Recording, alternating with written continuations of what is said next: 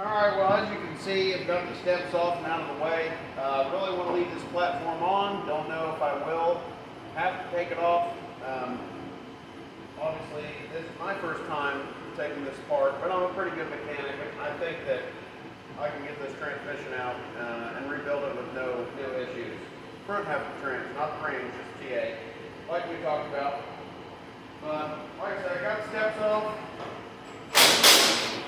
Now your tractor most likely has all the bolts for the hood. Mine does not. It has a bunch of broken off bolts that we're going to have to address in the future. Meaning when it goes back together. I've got to fix a lot of that stuff. Oh, we got one more over here. I can't believe there really was not any bolts holding this middle piece on, other than the one overlapping for the front hood. Also, finally took the battery out. Might want to do that before you start unhooking electrics, but I never have. Obviously, just make sure you don't hook up the wrong stuff to the wrong place when you're trying to do this. There, that's one piece.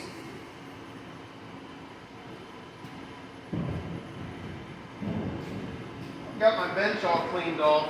Gas tank has, well, you don't have to take that off, but keep from scratching it up or catching and causing you problems, you should. I got my bench cleaned off, and I'm having my son help me organize it once I get all these body panels set over here.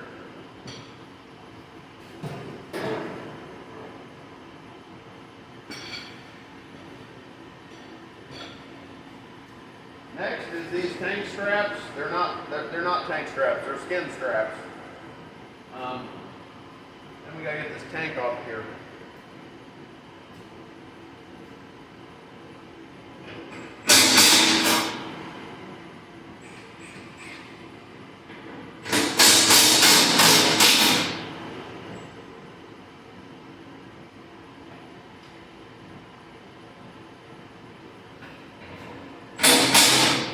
This tractor has a lot of bolts that are broken off, not by me. Obviously, for being a 60-year-old tractor, I'm probably like the 15th person to work on it. I'm going to try to address as many of the broken off bolts as I can. I'll get you in here in a minute, and I'll show you what they call a cage nut. You might have a different definition for them, but there's a lot of those that are bad too. Yeah, see, like this one that just fell out. Yeah, well, we're saving it.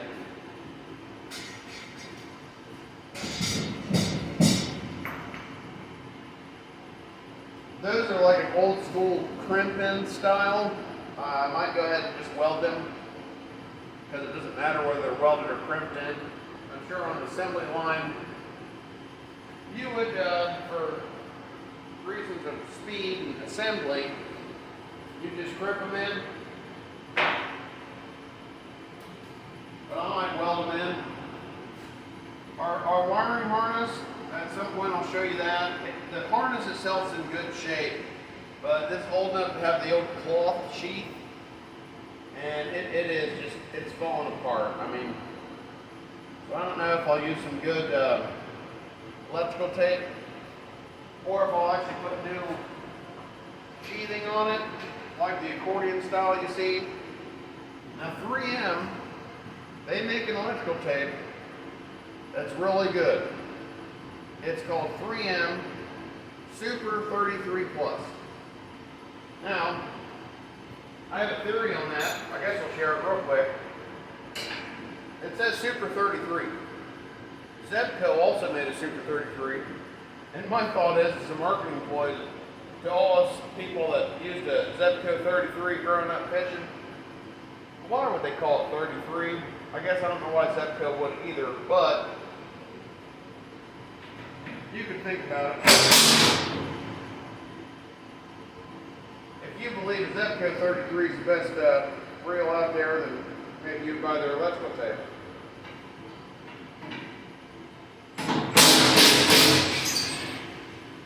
Again, electric tools just make your life easier. I'm only collecting the nuts for now.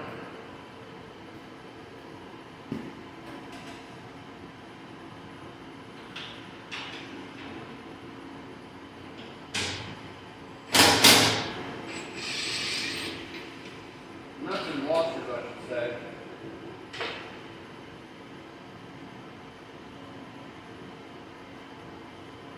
These are actually a fine thread.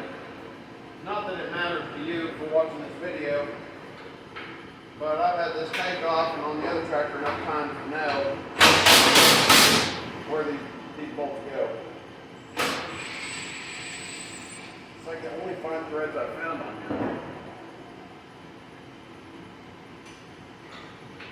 Now we'll start collecting our bolts. I don't know if you can see that. Fine thread. Still standard, just fine thread. A lot of people like the metric system for the fine thread. Probably none of my viewing audience likes metric. But the whole reason behind the fine thread is you're technically supposed to have more metal-to-metal contact with more threads. That makes it stronger, I guess.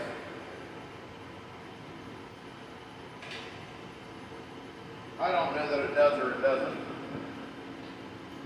I don't have any complaints though. Let's see, that one's coarse. I must have done that. I guarantee I did.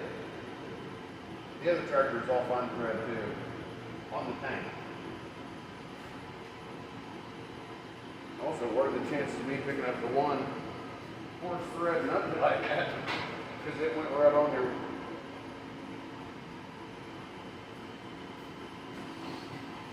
Alright, wire harness. Again. That's it. That's all it goes to the engine. We'll just lay it back. I'm hoping when I pull the pedestal, steering pedestal, I'm hoping all the wiring comes with it. There is some wiring that goes to the back for like a remote access, just a 2-prong, I don't know, for if you need lights or something on an implement. There's a clutch pedal sensor, it's not hooked up. And yeah, I think that's it. The lights, I installed these spade connectors, which I'm going to be redoing with weatherproof connectors when I did the tractor originally. Okay, so now to keep the trash out of your tank, we're going to put the cap back on, and the tank should lift off. Easier with 2 people, but we don't have 2 people, it's just you and me. Why aren't you helping? Just kidding.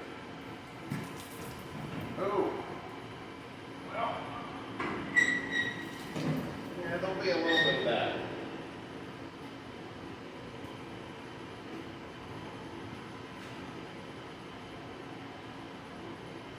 So on this tractor, I actually added a return line when I converted it to diesel. I guess I can show you that real quick. That is the return line I added. It's just a brass fitting. I kind of drilled the hole perfect. It's pipe thread. I threaded it in with some some epoxy, some let's see here, JB Weld, there you go. And then this little sleeve just keeps it from rubbing on the back of there, which doesn't feel like it really has. But that's the return that I added. If this was a original diesel tractor, it would have a return running to the sending unit up there. But yeah, that's it. Let's get this thing out of here and then we'll tackle that gas tank saddle. Alright, so if you can't tell, I swept my floor dry pile from previous into this diesel fuel just to soak it up. You can reuse the floor dry. Until it's like greasy, you can reuse that. You don't need to sweep it up every single time. You can sweep the pile out of the way and reuse it, you know, when you have another spill. To an extent, just to save on resources and save some pocket change for sure.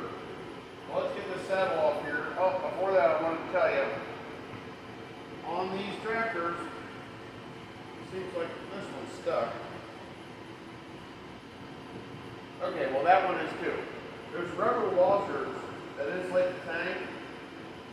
And you can see that one there. I think I made that out of an old, like a tire tube or something. Radiator is probably would have worked better. But make sure you don't lose those. I think the reason why I was missing one is it rolled away into the grass and was gone forever. I had told you that last time I spun this tractor was on pavement for a 14 by 70 double wide. So you can imagine it just rolled into the grass.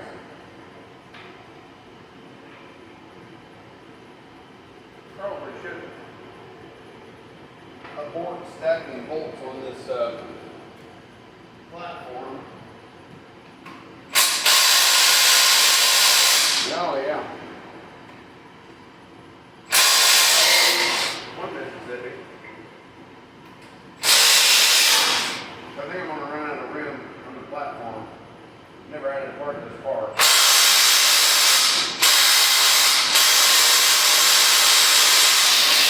There we go. Got to do the back and forth action sometimes. So now this saddle is loose completely.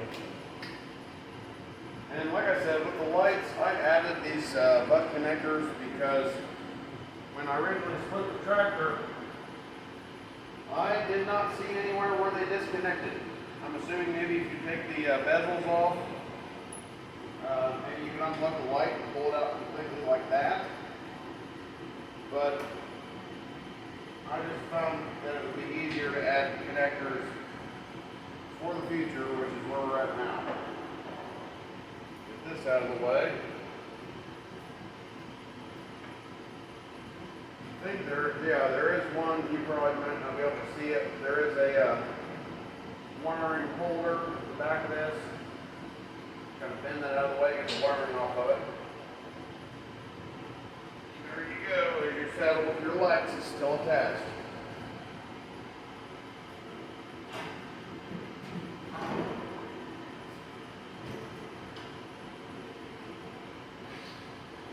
So now we're getting into the juicy part, the uncharted territory. So I guess let me get you in here and together we'll figure out what we got to do next. Alright, so I know the starter has to come off. It technically doesn't, but it's going to make it light, this piece lighter, I don't know, by 20 pounds or 30. You got a couple wires here. This is the bracket that I added because on the original 706 the throttle was on this side of the tractor. Big diesel throttle is on that side. So that'll have to be disconnected. Got a parking pole that'll have to be disconnected in place because I don't want to disengage it for obvious reasons. Looks like these power steering lines will have to be undone. This is your proportioning valve, so that's simple, 2 lines there. The only thing I don't know about is these remote hookups, like if I'm going to be able to just unhook them there and there, or if I will actually have to take the platform off. But the rest of it, oh, there's a brake line here, which you can see I actually had to replace. And it's funny because I guess it just now occurred to me, I replaced that one, but this year I replaced the same one on the other tractor. And of course you got some clutch linkage and TA linkage. Not that big of a deal. I guess I'll get started on that.